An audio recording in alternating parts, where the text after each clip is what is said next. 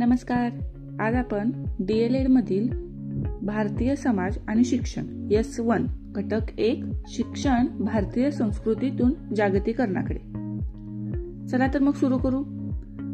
शिक्षण ही व्यापक संज्ञा आहे. शिक्षण सर्वत्र पसरलेलं आहे.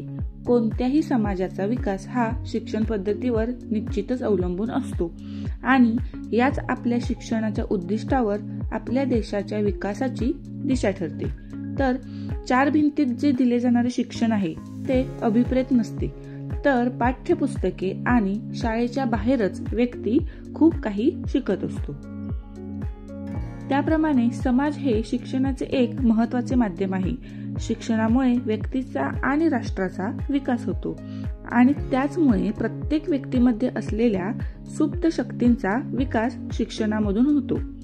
तर स्वामी विवेकानंद म्हणतात, मनुष्याच्या ठायी वसत असलेल्या पूर्णत्वाचे प्रकटीकरण म्हणजे शिक्षण.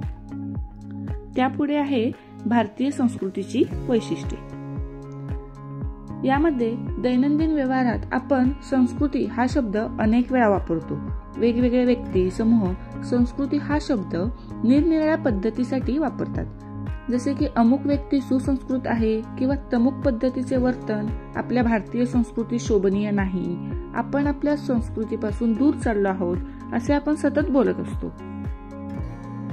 त्यानंतर संस्कृती म्हणजे काय, तर मनुष्य व्यक्तिशः व समुदायशः जी जीवन पद्धती निर्माण करतो आणि जीवन साफल्यार्थ स्वतःवर व बाह्य विश्वावर संस्कार करून जे आविष्कार करतो ते आविष्कार म्हणजे संस्कृती होय.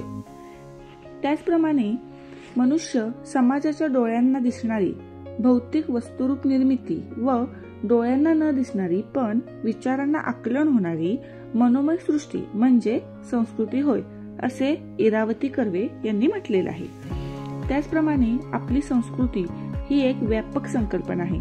सुप्रसिद्ध अमेरिकन समाजशास्त्रज्ञ आहेत फ्रान्स बोस यांनी मानवी संस्कृतीच्या 3 बाजू सांगितल्या आहेत. माणूस आणि निसर्ग यांच्यातील संबंध, माणसामाणसातील संबंध, मानव, निसर्ग आणि माणसाचे आपापसात संबंध याची एकमेकावर होणारी प्रतिक्रिया. या 3ही बाजू संस्कृती विकासासाठी आणि संवर्धनासाठी महत्त्वाच्या आहेत. थँक्यू. यासारख्या नवनवीन शैक्षणिक व्हिडिओसाठी आपल्या चॅनलला सबस्क्राईब करा, लाईक व शेअर सुद्धा करा. थँक्यू.